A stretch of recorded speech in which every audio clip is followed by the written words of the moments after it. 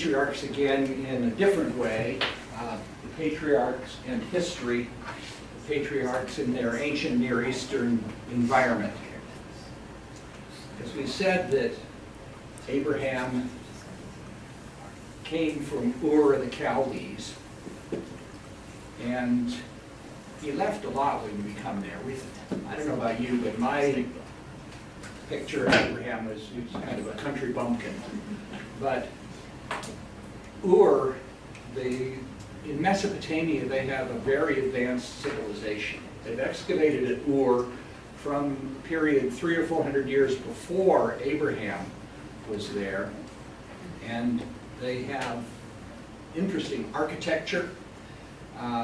Their art is very advanced. So these aren't hunter-gatherers who live in huts. One of the things they have is a ziggurat, which, I can't remember if I showed a picture of this. They're kind of they look a little bit like a pyramid when we were talking about the Tower of Babel. Because their god, most of their gods were mountain deities. And if you remember your pictures, fortunately, since we're not there that much anymore, we don't see many pictures of Iraq, but most of the Iraq pictures that we saw, things were fairly flat. So the people who lived there came down from a mountain area. How do you worship your gods who are mountain gods if you live on a plain? Well, you've got to build a mountain for them, and your temple is there on the top. So architecturally, that shows they have a bunch of these around from even Abraham's period. So where was, I see I have on the next slide, I have a picture of the ziggurat. Where is Israel's God worshipped?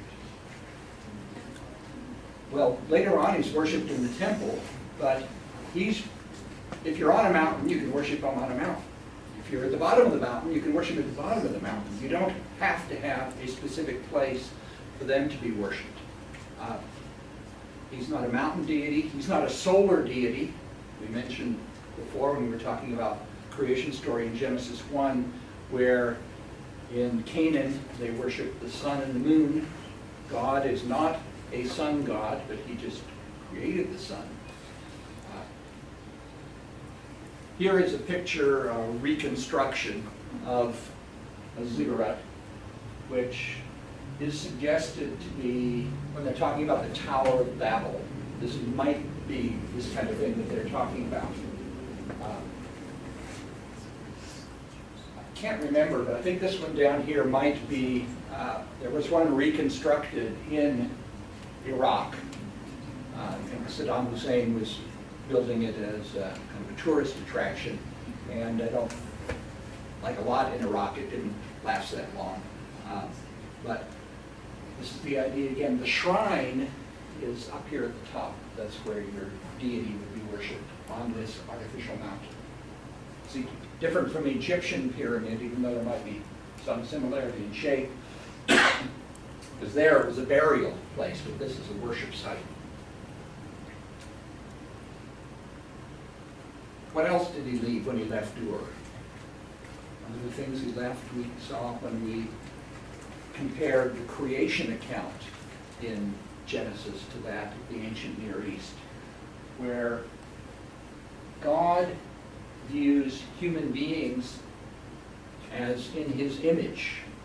They are co-regents, co-rulers. He's given them, passed the responsibility for creation into their hands. While in Mesopotamia, human beings were the slaves of the gods. They were to feed the gods. So theological difference.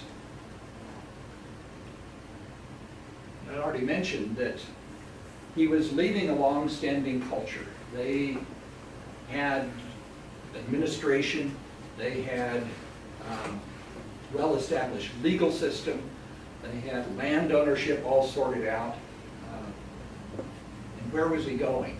And that's interesting. He didn't know where he was going. Go, he said in chapter 12, verse 1, to the land I will show you. Imagine going into U-Haul Rent-A-Camel, saying, I am following God's command. I want a one-way rental. Where's the drop-off point? I have no clue. But that's what was happening. So they have a long-standing culture, but as I said here, he has a new life with a long-standing creator God. Also, one of the things that is different from the ancient Near East, some of their gods, to what we have in the Old Testament, that God reveals himself and he keeps his promises. Well, remember the story of the flood. We said that there was a God who wanted to destroy humanity. I can't remember, I think I told you the reason why. One of the stories is that, was another story somewhat like the Gilgamesh epic that we looked at, where it says one of the gods, the main gods, got drunk, and in the morning when he woke up, he had a hangover, and head was aching so much, and the human beings were making so much noise there that he just got to wipe them out, got to shut them up somehow. No Excedrin or whatever you take for a headache. So just flies off the handle. We have no picture of that kind of flying off the handle kind of God. God does punish his people, but not in a capricious, just whatever kind of way. There are reasons for him punishing, and he does it after much work toward them to try and bring them back to him. So a different theological view of who God is. Moving from Mesopotamia down here to Egypt, because we mentioned that Abraham started here in Ur, went up to Haran, lived here in a while, very short while, because he got the promises, and then he had to go down here to Egypt. And the Israelites ended up down there finally with Joseph, of course, rising to prominence. And this is chapters 37 through 50 at the end of the book of Genesis, where we have Joseph in Egypt.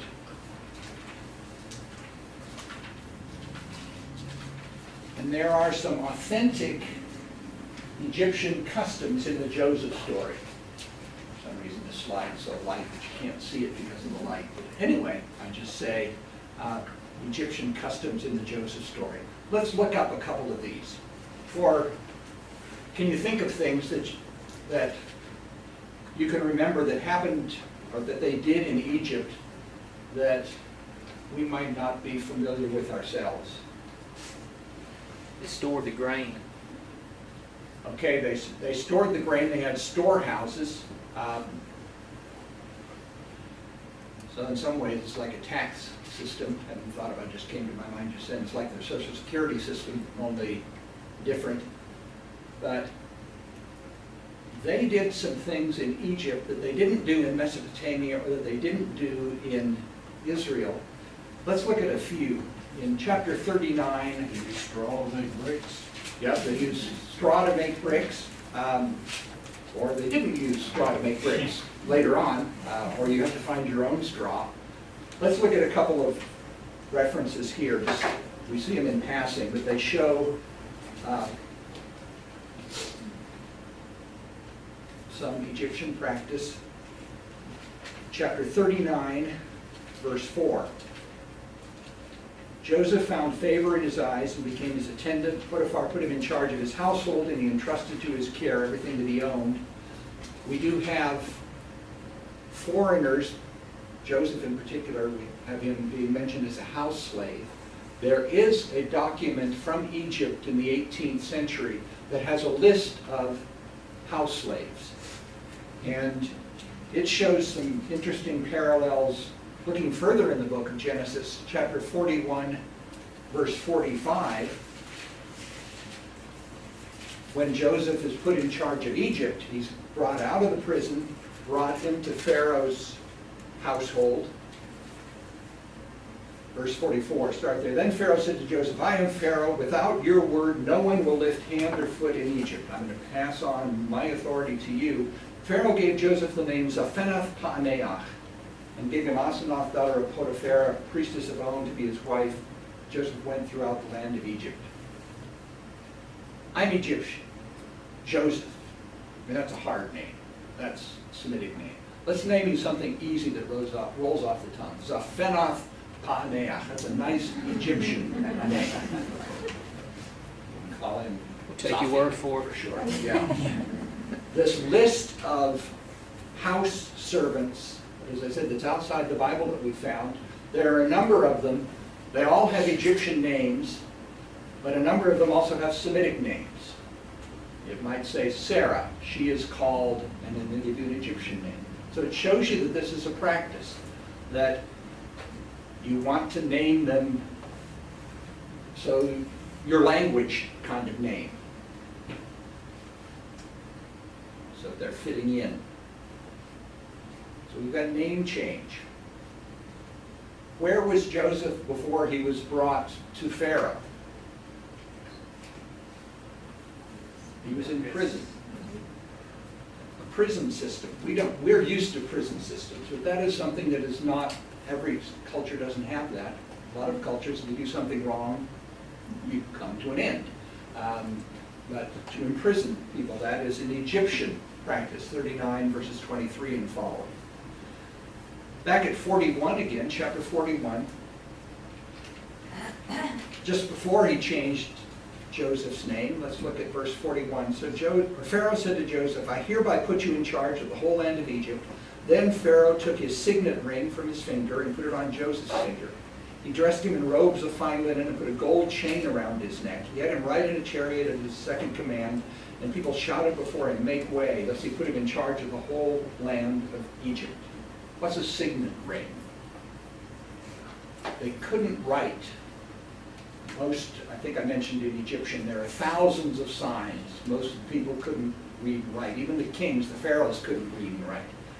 But they would have a signet ring, which would be his official, it's the equivalent of a check signer now. If you control the check signer, you're an important place in your company.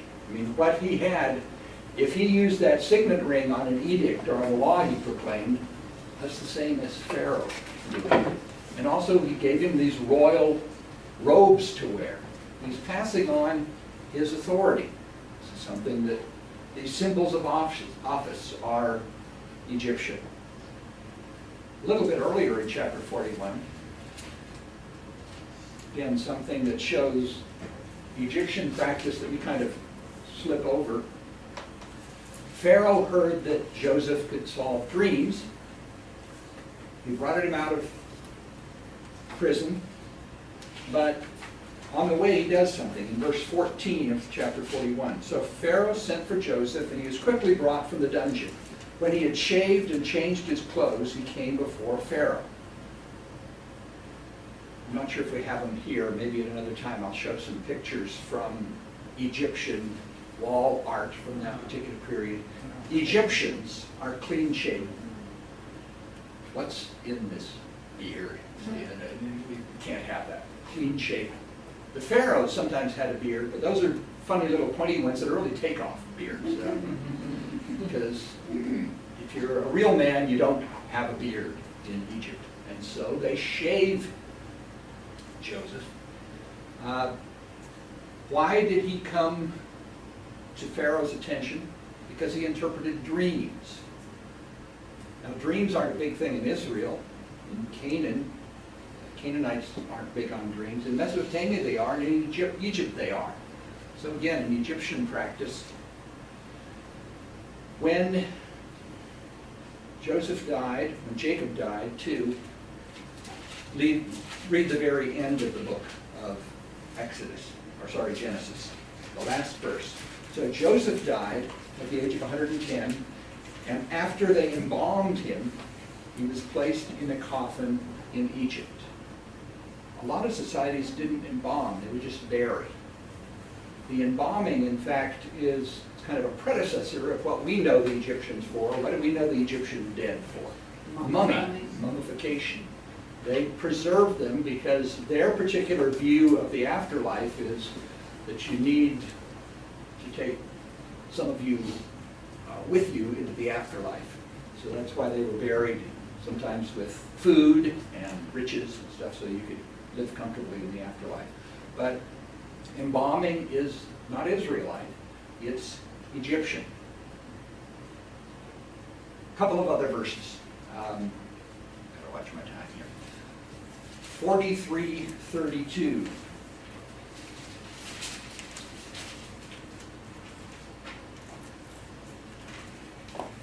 This is when the brothers came. They were introduced to Joseph. He still hasn't told them who he was, but he feeds them. In verse 32, they served him by himself, that is Joseph, the brothers by themselves, and the Egyptians who ate with him by themselves, because Egyptians could not eat with Hebrews, for that was detestable to Egyptians. They were culturally chauvinistic. We can't eat with you. Maybe it's that beard kind of thing. We don't let it be around people with beards. Another place, chapter 46, he says, tell them that you are shepherds, because the Egyptians don't like shepherds.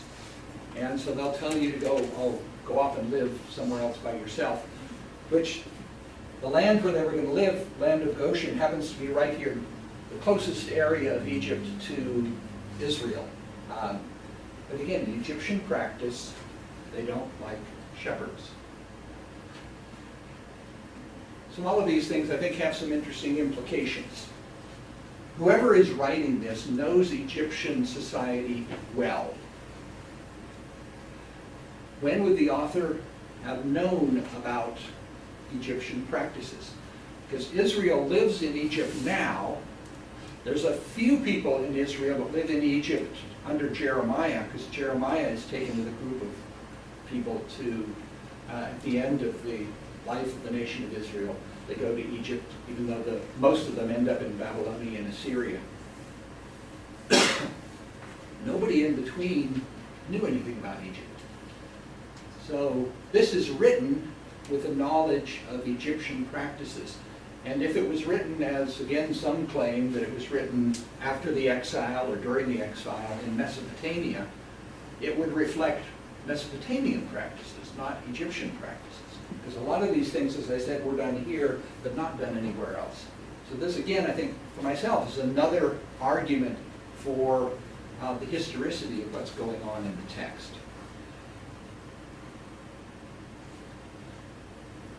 So I did have one here. This is called the Beni Hassan wall inscription, wall painting. It comes from Egypt. I think it's about the 18th century BC. These are Egyptians here. You can see they're kind of clean shaven with what could be this removable goatee here. But you see, these are they call them the Westerners, the foreigners. Light skin. Again, yeah, they are lighter skinned there. By the way, just came to mind. The word barbarian. Have you done Latin? Anybody? Bearded ones. Bearded ones. So we got one barbarian in there. But you notice they've got kind of a goatee. So you're a Westerner, a Syrian, an Israelite person. They look like this. Notice their clothes are slightly different too. Here's some Israelites that just were topless, if you like. So they look like the Egyptians. But they have kind of an embroidered cloth that they use, men and women. The hairstyle is different. You know, you've got kind of a Beatles look here. I don't know what this would be. We might in other places show some other pictures of ancient Near Eastern people, but the more you know about them, you can just look at a picture and say, oh, there's a Canaanite, could be an Israelite. This is about the time of Joseph and Jacob. We're not saying that these are pictures of them, but it does show these are traders of different kinds or craftspeople. Here we've got a lyre, so a musician. But this is probably a bellows, so this could be a metal worker here, but they're on their way going to Egypt. So again, this just shows some of the people from that particular period. Now, one question that comes up were the patriarchs really existing, or were they just made up? Are they literary? Do we have any support for them as real people? This is one of the consequences of the debate about authorship. Were they just made up? If it was all late material, that would lead to the thought that they might not be real characters. How do we support their existence or not? And that's where archaeology can come in. We have no grave or anything like that that says Abraham is buried here. So we don't have any direct archaeological evidence. But some texts have been found which have some parallels to the practices that are mentioned in Genesis that the patriarchs did. And one of the places these come from is a place called Nuzi, which is near the Tigris River, near Haran. Remember, they said they left Ur and they went up to Haran. Nuzi is up in the area where they lived. The patriarchs were in approximately the 18th to 17th century. We found these documents from about the 15th century. So they're a bit later, but they're in the same general area that the patriarchs lived for a while and somewhat closer in time. And the civilization was called the Hurrians or the Horites. And some of the practices are similar to what we see in Genesis. For example, in Genesis 15:1, seems to be pointing to Abraham as saying, I don't have any descendants, I have to leave my property to a slave. They have what they call in Mesopotamia, in the Haran practice, slave adoption. It's not exactly parallel, but you're not supposed to let your property out of your family's hands, because if you do, you're going to starve to death. That's your agricultural. You've got to keep your property. But sometimes you get impoverished. All you have is your land. But if the law is that you can't get rid of the land, you've got to keep it in the family. But several documents from Nuzi say is, I won't name anybody, but somebody who's rich, I will adopt them as my son, and they'll look after me. And so if I die, they are my heir. So really you're selling it to them by adopting them into your family. It's just kind of a legal trick to get by. So there are some parallels that people bring out between the ancient Near East and what we have in the Old Testament. But you've got to use cares. Be very careful in doing this. As I say here, many of the customs come from just a few Nuzi texts.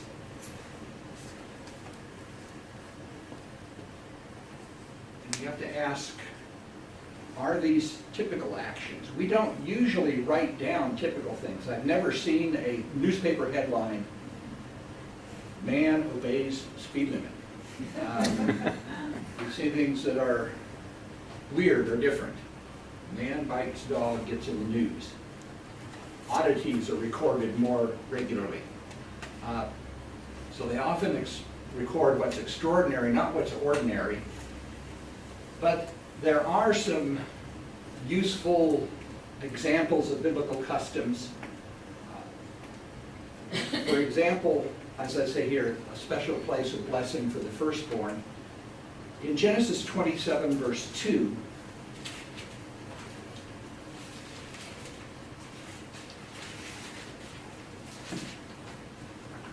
starting at verse 1, when Isaac was old and his eyes were so weak that he could no longer see, he called for Esau and said to him, my son, here am I. Isaac said, I am now an old man and don't know the day of my death. Is this just a statement, a throwaway statement?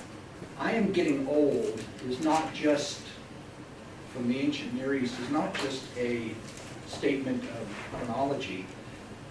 When we hear somebody say, being of sound mind, that's how you start a will.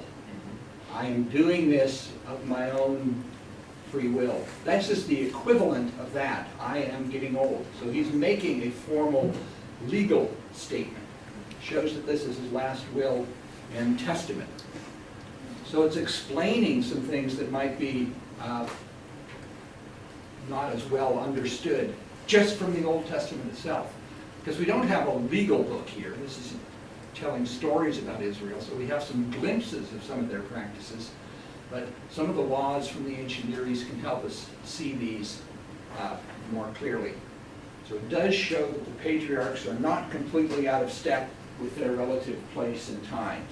It doesn't prove the patriarchs, but it does show some light on them. Go back a little further, you said there's Rachel's tomb. Mm-hmm. Do you think anybody ever excavated that to see what was there? Yeah, I'm not sure if they have. It's not necessarily, that would be less problematic than some places, but yeah, I don't think that they have because of the importance of the site. So that's the issue. A lot of the places in Israel you can't excavate. One of the places that we'd really like to excavate, for example, would be on the Temple Mount. But the trouble is you've got a mosque there. And I don't know if you remember, it's been 25, 30, maybe even more years ago. There was an Australian fundamentalist who believed that Jesus can't come again until the temple is rebuilt. And you can't rebuild the temple because the mosque is there, so he blew up part of it. There's another mosque that was there, blew up part of that. So, yeah, we wish we could dig some more, but we can't. Well, that just came to my mind when you were saying, well, we can't prove, you know, that these people actually lived. Yeah, and so it's important to say, what can you do with archaeology? There is a school of thought that if it's not proven archaeologically, it's not valid. But archaeology itself involves interpretation. As I said, there's no sign on any bone that says this is Abraham's bone. You've got to say, when did it come from? You've got to analyze it. And so that's part of what archaeology is. So what you need is both the text and the archaeology. And we're going to talk about this more in another presentation coming up in a while.